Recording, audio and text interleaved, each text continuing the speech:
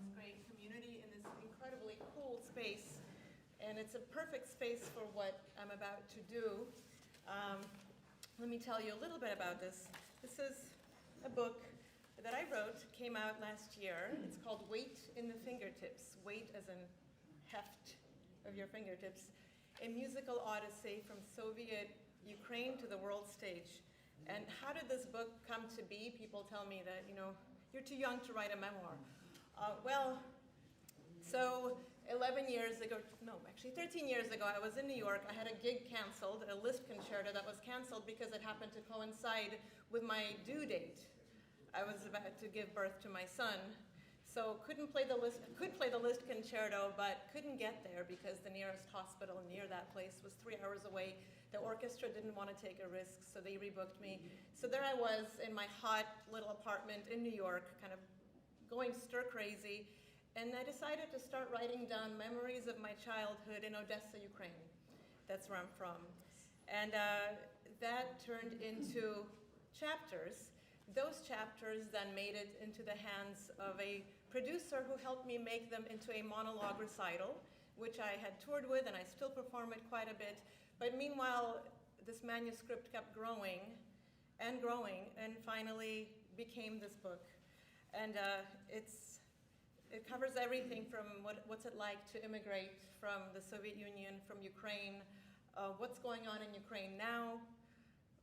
It's about grief, it's about love. I mean, what's a good book without a really, strong love story that kind of connects it? So this book has that, and really it's about a life in music, about my teachers, about adventures of touring, and just a musician's life and what that's all about.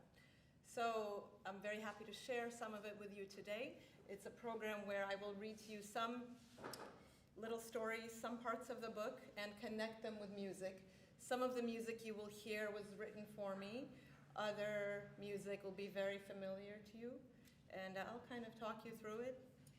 And no two times are alike whenever I do this, so I hope you enjoy it. And I should tell you, there was a snafu and the books didn't get here in time. So this is the book. There are bookmarks outside, and they're signed, and they're free. And if you'd like, you can scan the QR code, and then you can get the book on Amazon, if you will. It's the next best thing to having them here. So I'll begin with the end of the book. And this is quite a funny story. It's a painful, funny story. When the war began with Ukraine, I helped put together a big fundraiser in LA. So all music organizations came together during this beautiful fundraiser, and I sort of emceed it and played a bunch of music. And backstage, I was looking at the call sheet. It was a very complicated affair. And on the call sheet, it said, Inna Faliks walks out and sings the Ukrainian national anthem with orchestra. And no one's told me this before. This was the first time I knew, this was the first time I was seeing this. And I said, you guys, you know I'm not a singer, right? I sing in the shower sometimes, and that's about it. And they said, but you're the only one who can read Cyrillic, and I mean, you speak Ukrainian, don't you? No, actually, I speak Russian, but, oh, that's irrelevant, you can do it, you have to do it. And I said, okay, and then, so I looked at the score, it was in B-flat major, and I said, you guys, it's a little high for me, I'm a mezzo, can you, no, they're not gonna be able to transpose it, this is a high school orchestra, and no, don't ask them to transpose, just do it. Okay, so yeah, I had no choice, I did it. It was about 2,000 people in the audience, including LA Times critic Mark Sved, who thankfully did not write up my singing. So that's the story. I felt profoundly inadequate. I wore my mom's cream-colored Ukrainian Vyshyvanka shirt with its billowy sleeves and red woven flowers. I also wore her blood-red beaded necklace. Dad recently brought all her jewelry and most of her clothes to me from Chicago to LA to sort through after she died. Had she felt Ukrainian? Not especially, but she felt Odessan, like feeling Barcelonian rather than Spanish, or Marseillaise rather than French. She loved the tasty, idiomatic expressions of the Ukrainian language and was proud of this shirt. Did I feel Ukrainian? What did this mean to me? Suddenly, everyone wanted to know, and I had no idea how to answer. I've always dreamed of going back to beautiful, elegant, bubbling Odessa to perform, but I've never been back. I've pictured the homecoming thousands of times. I'd climb the Potemkin steps. I'd cry and go back to our tiny old apartment building. I would hug Anastasia, my childhood best friend, with whom I'd once put on a vaudeville at the summer house on the Black Sea. I've only seen her as an adult on Facebook. In my piano competition years, my name would often appear in the program next to a tiny yellow and blue flag listing me as Ukrainian-American pianist Inna Faliks. I rarely encountered the flag otherwise, but now the blue and yellow is everywhere, including a Ukraine flavor at a Los Angeles ice cream shop that really was just vanilla with food coloring. Being from Ukraine is not a commodity. It's not hip or fun. It's not an identity to be performed. I feel helpless. My place of birth is being erased off the face of the planet. Will it disappear like the Soviet Union? Like the castle in Italy, destroyed by an earthquake, where Misha and I got married? Will it disappear like my mom? What can I do? I begin the anthem. My high B flat is wobbly, but I hit it and keep on singing, and the audience joins in. So the piece you're about to hear was written for me by a New York composer, Lev Zhurbin, who goes by Lova. It's a piece that uses a prayer from Rosh Hashanah service, recorded in 1907 by the great cantor from Odessa named Gershon Sirota, otherwise known as the Jewish Caruso. And I don't want to say any more because I'll spoil it for you, but it's a very personal and moving piece. He was from Odessa, so with this music, the composer tried to bring me to Odessa because really there's no way to go back now.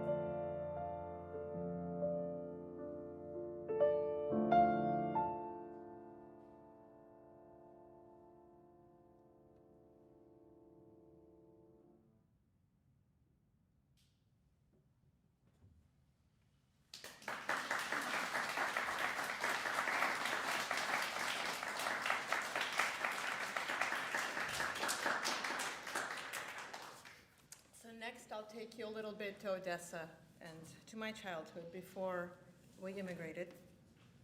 As I speak, Odessa is caught in the middle of the Russian-Ukrainian war, but it was still ablaze with communist red in the 1980s. Odessa Jews had once numbered in the hundreds of thousands, but during the late 80s and early 90s, most of the Odessa Jews immigrated to the US, Israel, Canada, Australia, and to other countries. And of course, this was to the great relief of many Soviets who pretty much told us that they wanted us out of there. I knew I was a musician long before I knew I was Jewish, Ukrainian, or Soviet. Red October was the name of our family upright piano. It didn't have 3 legs, although its name suggested the stomping sound of many feet marching, running, storming one ornate aristocratic building after another. So this upright feet fit neatly against one wall of my parents' room. It was caramel and chocolate in color. It was my great-grandmother who practiced with me daily. Great-grandma Fanny, or babushka, which means grandmother in Russian, but everybody called her babushka, including her daughter, who was my actual grandmother. So great-grandma, or babushka, practiced piano with me every day when my parents, then in their late 20s, would slip out for a movie or have tea with their friends. "You must play with a Bachian sound," she repeated to me daily. At 6, I had no concept of what a Bach sound was. And I'm not sure that I do now, actually. And I'm not sure that babushka did then.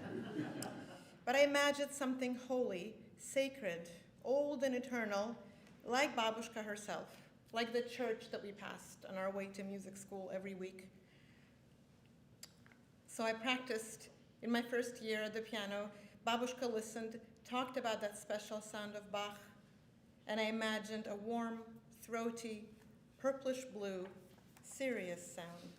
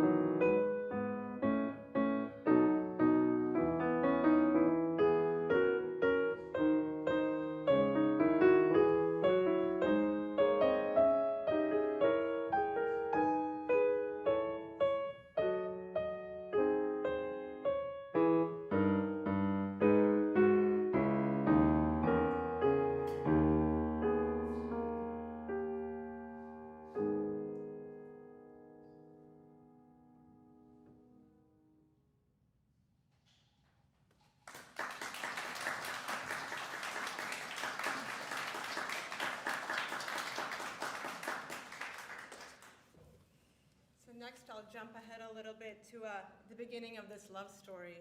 So I sort of give away the whole book now, but oh well.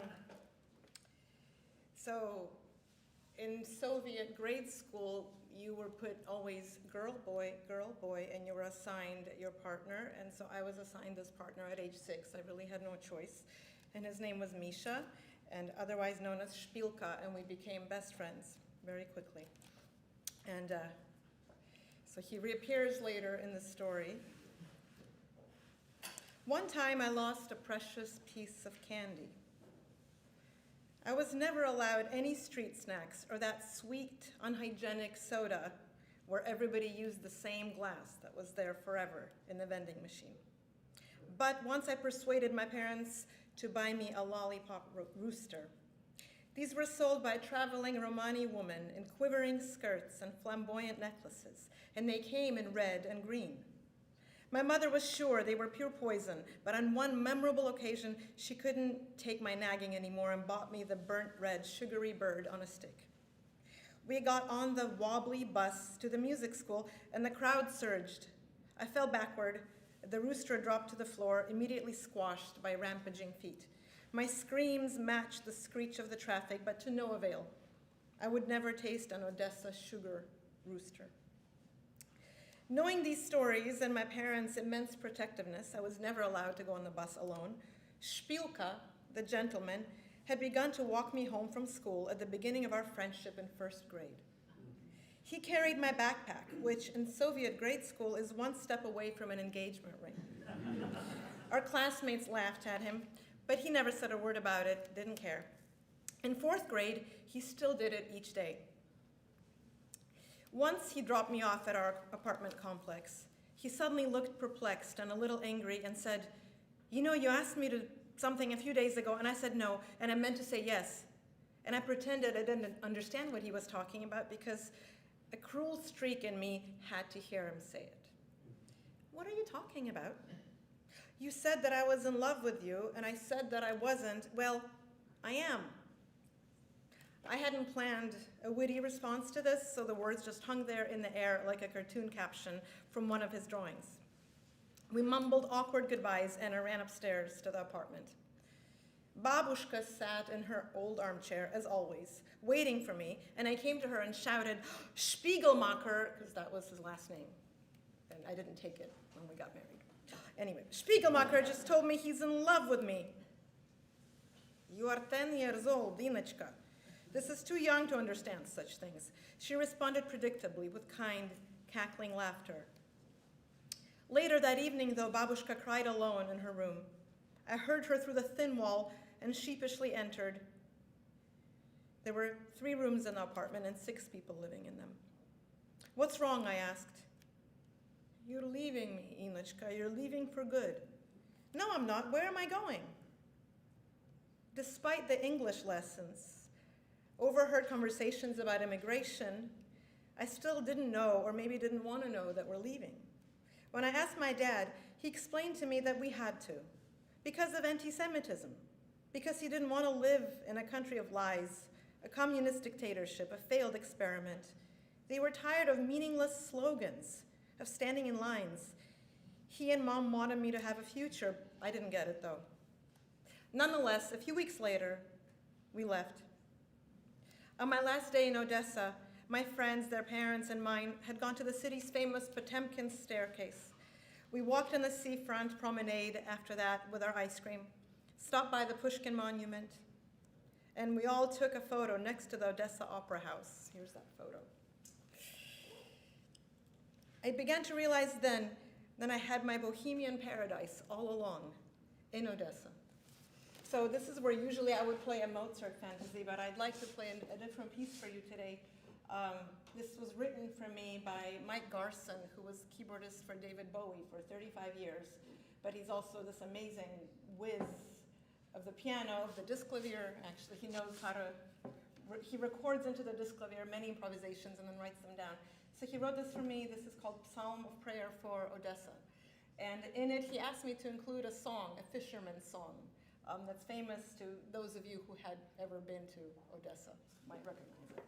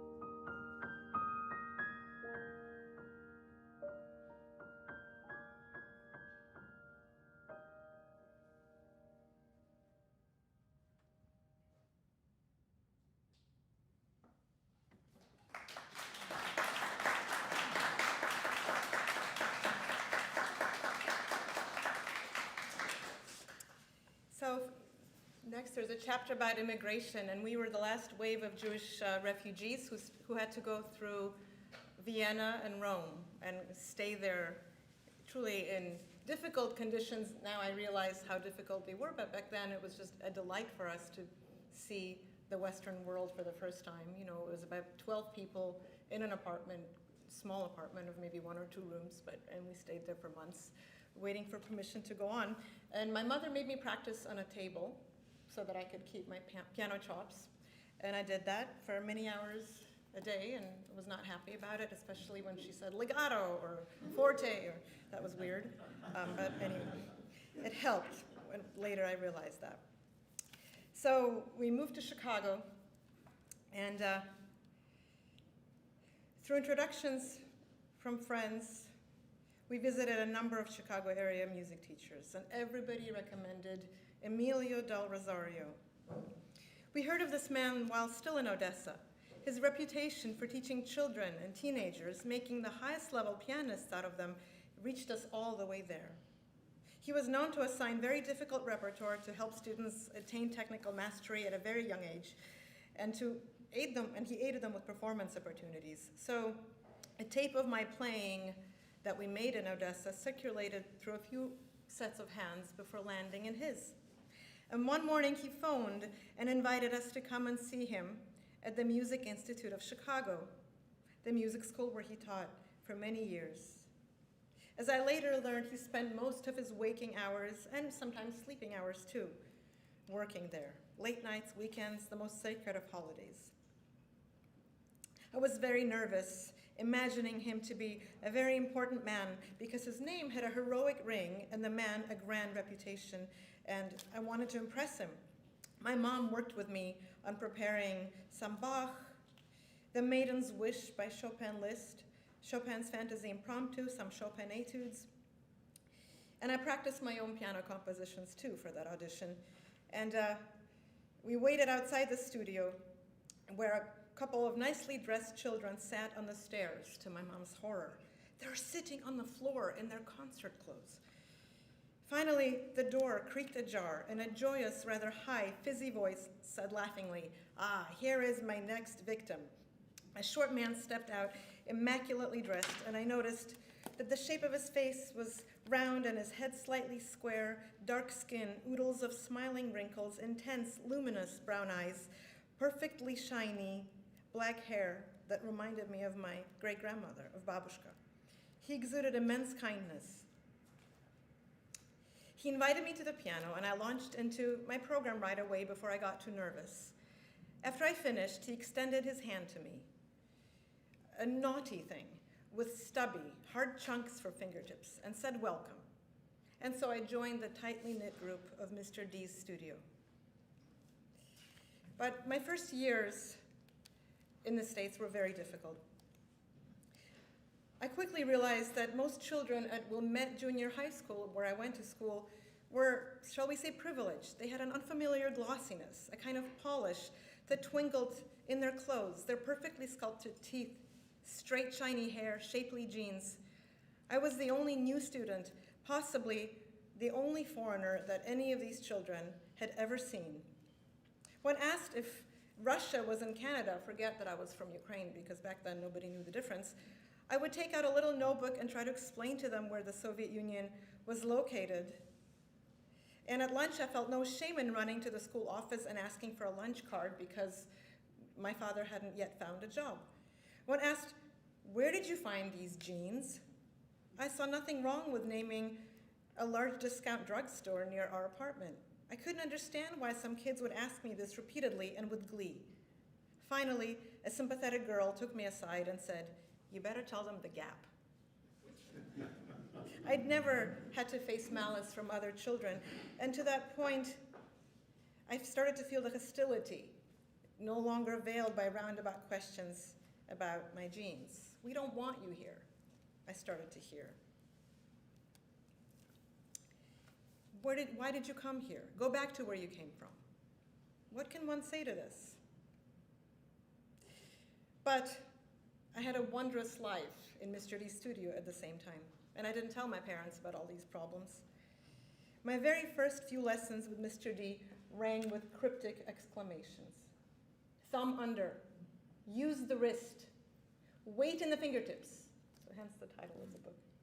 I couldn't make out the separate words, but somehow knew exactly what he meant.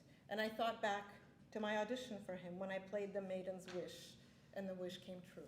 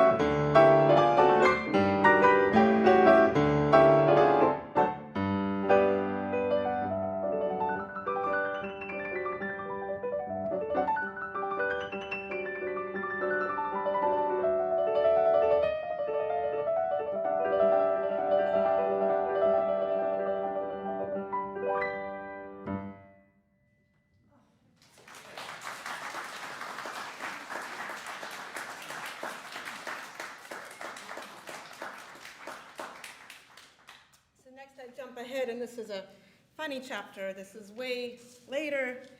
I was at Peabody getting my master's, and was invited to go on a tour in Russia.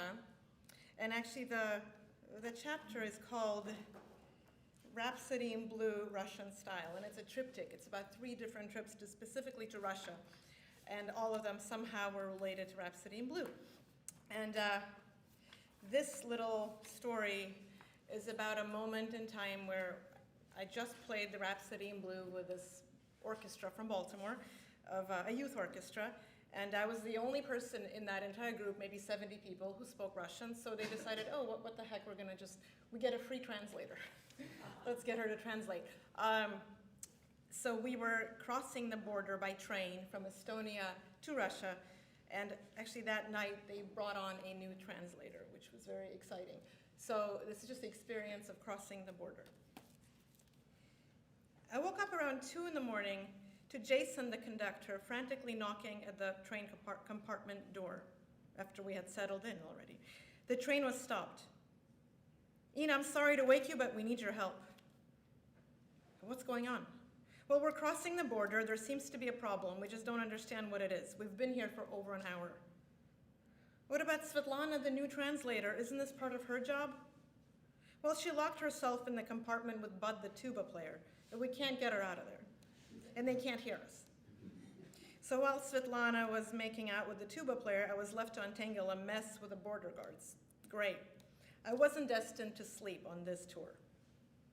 A Russian border guard with a handsome crew cut, a gun, and vodka breath barked expletives at me. Now, Russian cursing is so rich, it's almost like a separate language, one that I didn't speak very well, while Svetlana most certainly did. My confused stuttering didn't help matters much. But finally, he shoved a picture in my face, and the picture was of Madeline, our principal cellist, holding her cello in one hand and a white, long-haired kitten in the other. Кошек нельзя, запрещается, the guard said. No cats, forbidden. Now, why Madeline, usually so methodical, decided that it was okay to take a picture with her cat as the official travel document for her cello, I will never know. I pleaded with the officer, please, these are students. Her cello is right here. The cat is back home in America. For some reason, the mention of America only seemed to make matters worse. The guard shuffled his fingers together and put out his hand, palm facing up. He needed a bribe, and only then would the train move forward. This was turning out to be one expensive kitten. When I explained this to Jason, he was shocked. Is that allowed? That's not even legal, is it? I reminded him that this was Russia, a corrupt place, to say the least. We roamed up and down the corridor, knocking on compartments, waking the young musicians and their parents, collecting a 5 here, a 20 there. One of the mothers cried, will they arrest us and shoot us? Not this time, I said, not if you have cash. I gave the officer a stack of oily American bills. The train emitted a triumphant sound, and everyone applauded. In 2 minutes, we were in Russia.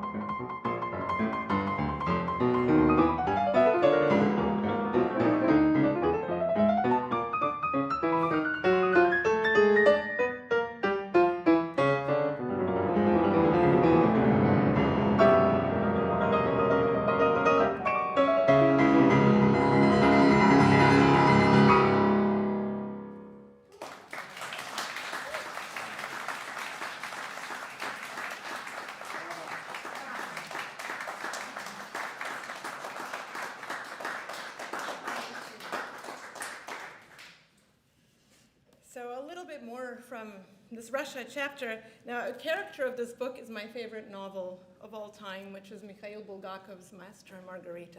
Now, how many of you have read it or heard of it? It's an amazing book, and actually my most recent recording is kind of all about that book, and some of the music I'll play for you, little bits of it, is from this new recording in response to the book. And I'll tell you a little bit more right before I play it. But this is from a different tour. When I went back, invited by Goskoncert, an important concert organization, it was a very different type of tour. And on my last night in Russia, my friend Zhenya from Odessa, who worked in international cultural relations, scored us tickets for a midnight tour of the iconic Master and Margarita spots throughout Moscow. The tour began at the witching hour in Bulgakov's apartment, complete with a giant black beast of a cat. And we traveled around Moscow in the middle of the night, from the cursed apartment where Satan and his entourage camped out, the literary club for respected Soviet writers, from the alley where the master meets Margarita with her yellow flowers, to the Patriarchy Lakes, where the editor Berlioz's head is chopped off by a tram. It's a very surreal novel. It was a mad rush around a city I didn't know well, but felt intimate with, thanks to the many rereadings of this novel. At 5 o'clock in the morning, we found ourselves at the Novodevichy Cemetery by a small porous gravestone with dark lettering. Bulgakov's gravestone has a strange and fateful story, just like his novel, The Master Margarita. One of his main literary influences was Gogol, the Ukrainian who later became one of the greatest Russian writers of all time. Gogol reveled in the colorful, magical, mystical landscape of Ukrainian folklore, full of flying devils, corrupt deacons, cherry dumplings, heavily lidded monsters. And a lot of Bulgakov's writing owes a ton to Gogol. Gogol died in 1852, years before Bulgakov, and during Stalin's purges, his remains were exhumed from his initial place of burial and moved to this Novodevichy cemetery. The stone was discarded because of its symbolic connection to Russian Orthodoxy. In its stead, a statue was erected. But Bulgakov's widow, Elena, recycled the stone for her own husband's grave. So Gogol and Bulgakov therefore had this connection in the afterlife. Russia and Ukraine meet here in this gravesite, inexorably tied for centuries through people, cultures, and blood. Zhenya and I huddled together, drinking hot tea from a thermos. Dawn turned the sky blood red. I turned my head and saw the imposing modern grave of Rostropovich, the great Russian cellist. Between him and Bulgakov, clutching the hand of a childhood friend from Odessa in a freezing cemetery at an ungodly hour, I finally felt at home.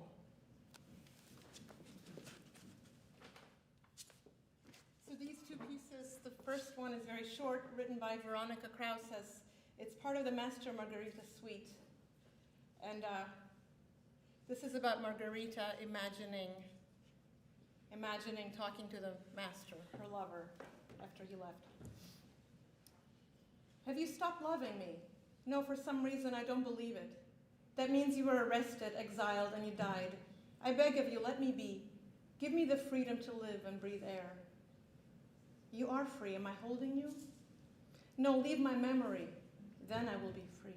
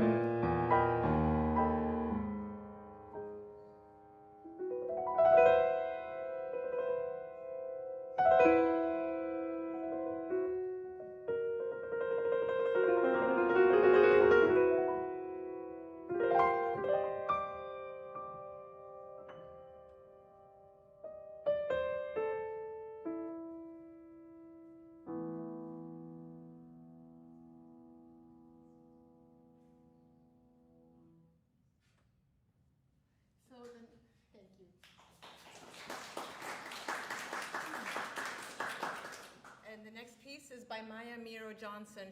Now she's getting her master's at Yale in composition. And so she loves the book, and I'll tell you just very briefly, Bulgakov's Master Margarita is a retelling of Faust. But it's in the 20th century during the Stalin reign of terror. It's a sarcastic novel, it's a burlesque, it's a love story, it's many things, it's amazing. If you don't know it, I hope you check it out. It's very rich and full of stuff to keep you guessing. And so Maya took the scene, a very special scene, where Marguerite, the main character, she's just become a witch. So Satan turned her into a witch, and she has to preside over Satan's ball. In return, she gets back her lover, the master. And he's been either abducted by the Soviet authorities or by the devil or who knows where. He's disappeared, but she's going to get him back. But for that, she has to be flying above Moscow on a broom, completely naked, and then preside over a ball with zombies. And then after that, maybe she'll get to see him. So this is the moment that Maya is trying to create here. And she kind of goes crazy. She really, in a good way, she really takes advantage of the piano in all its guises. You hear me speaking Russian, and you'll see me getting up a few times. It's an interesting piece. And now she says, oh, that was Juvenilia, because she wrote it at 19, and now she's all of 21. She's amazingly talented, and I can't wait to see what kind of music she creates going forward.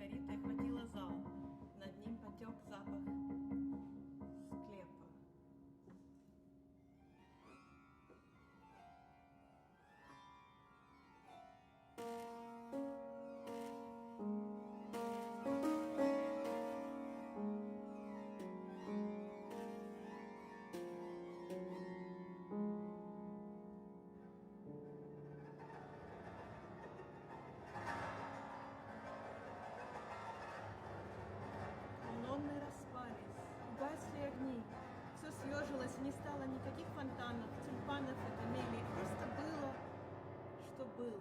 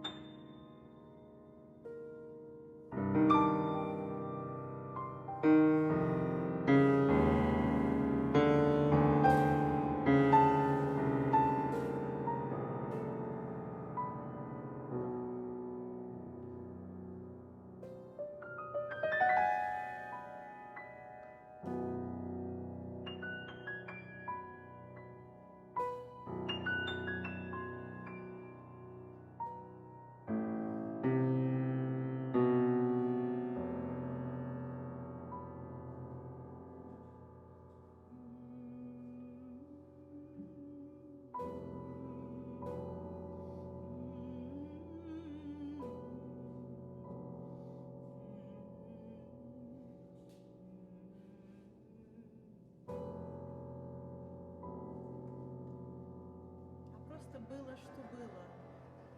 Скромная гостиная ювелирш с приоткрытой в нее двери. Выпадала полоска света, и в эту открытую дверь вошла Маргарита.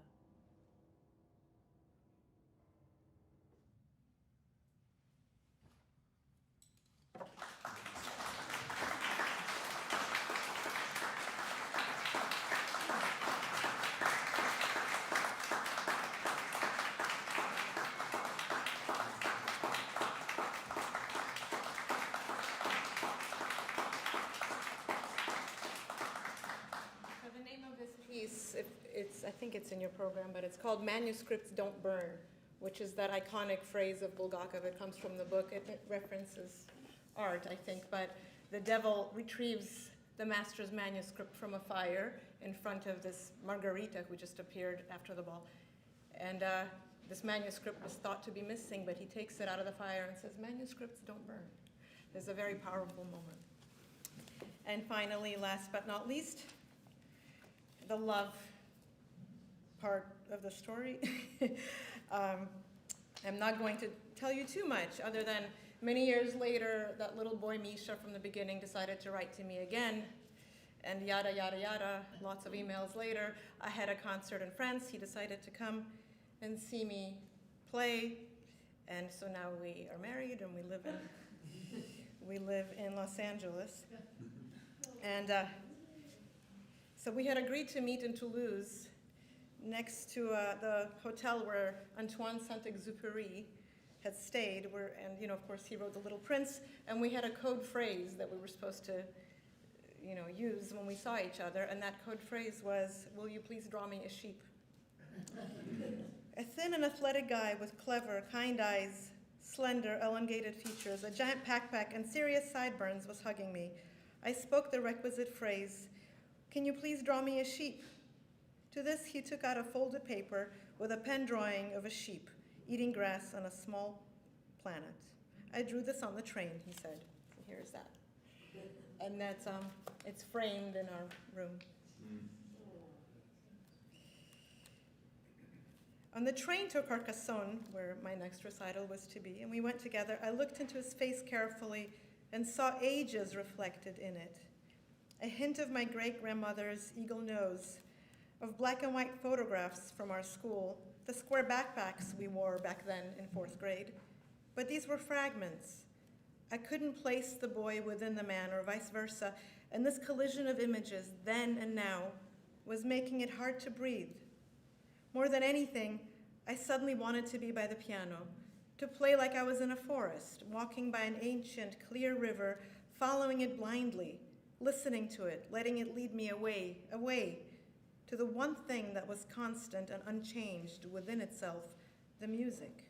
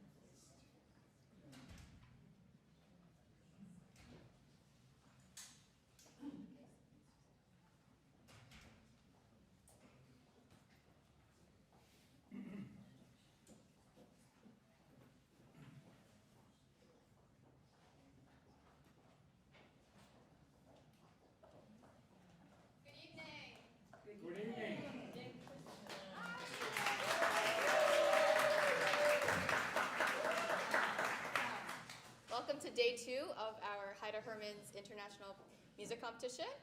Tonight we have the judges playing, and then stay tuned. We'll announce our winner and the other 2 prizes. Please welcome Alexei Tartakovsky.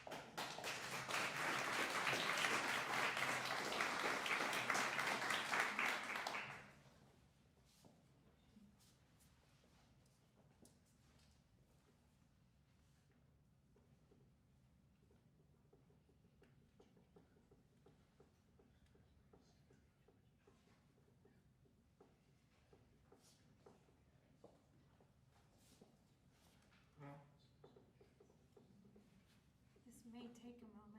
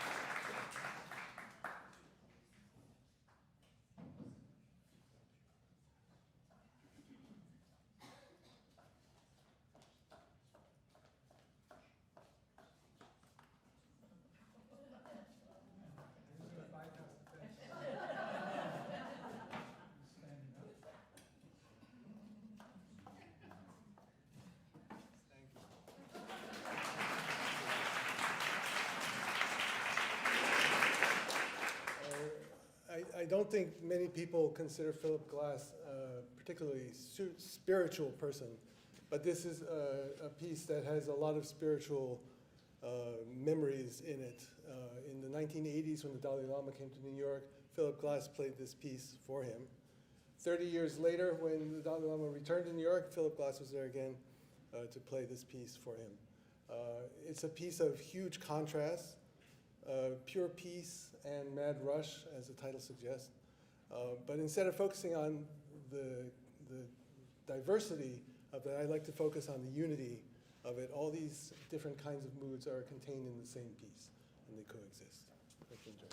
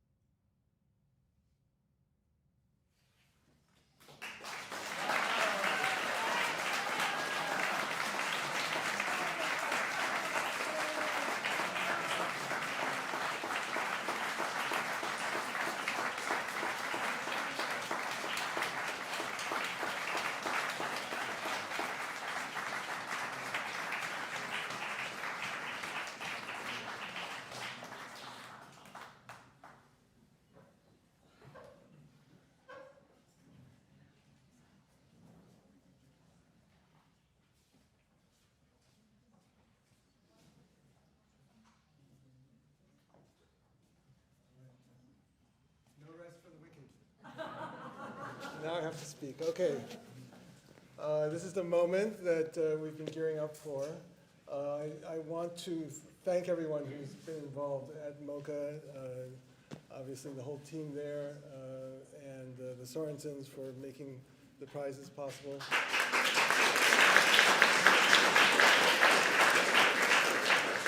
I want to thank the three video judges, Wenji Liu, who couldn't be here today, Alexei Tartakovsky, and Julia Siciliano.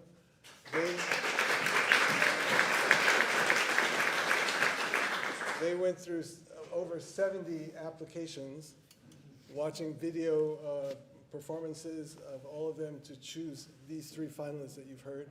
They made our job particularly difficult here by picking three amazing candidates. So a round of applause for them, please.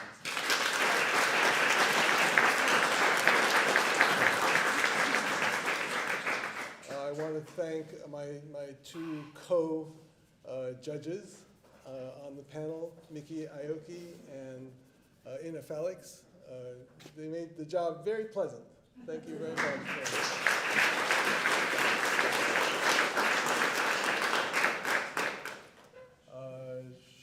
Where's Kristen? Should I announce the? Yes. All right, we have added a special prize.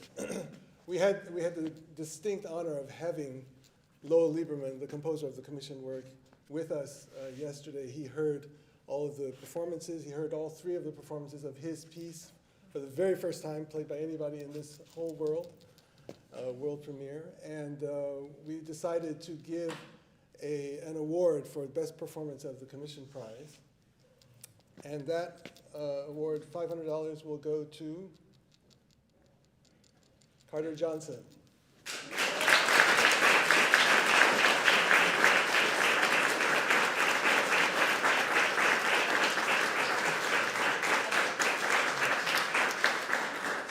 We have a signed copy of the manuscript for Carter.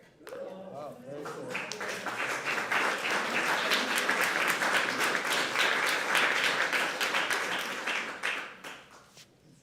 So it's kind of cliche to say that all the contestants are winners, but they are. If you look at their bios, they've already won many, many competitions, each of them.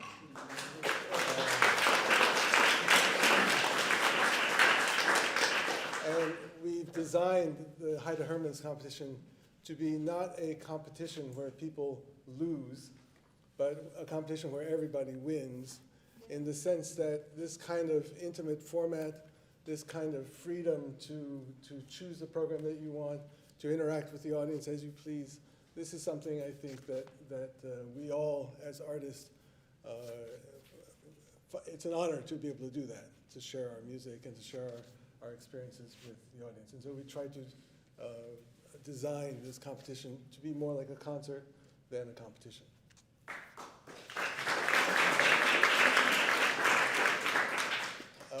Each of the three will receive a check and a trophy, right? So they are all winners. So I'm going to start with the third prize, which is awarded to Nick Bai.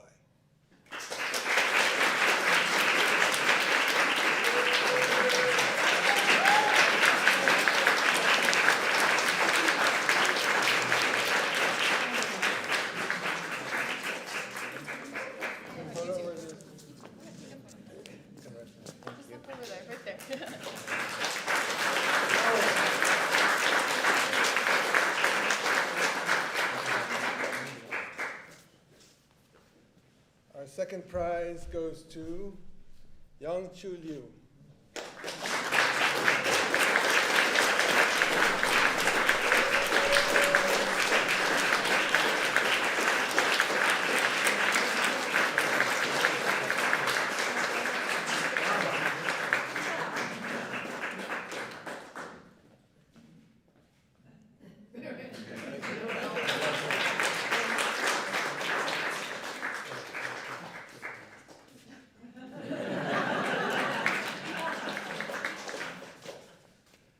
That leaves, of course, for the first prize, Carter Johnson.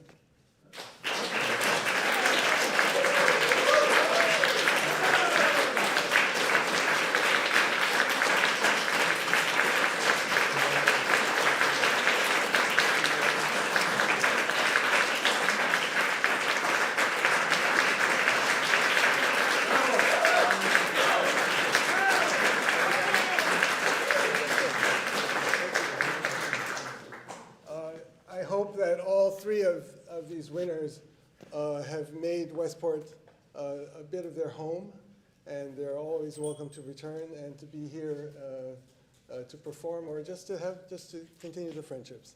And I want to thank all of you for attending. Piano playing is one of the most remarkable activities that one can participate in, either the playing or the listening to it. That's my belief. So I'm very happy to see all of you here. Thank you very much for attending, and we look forward to talking.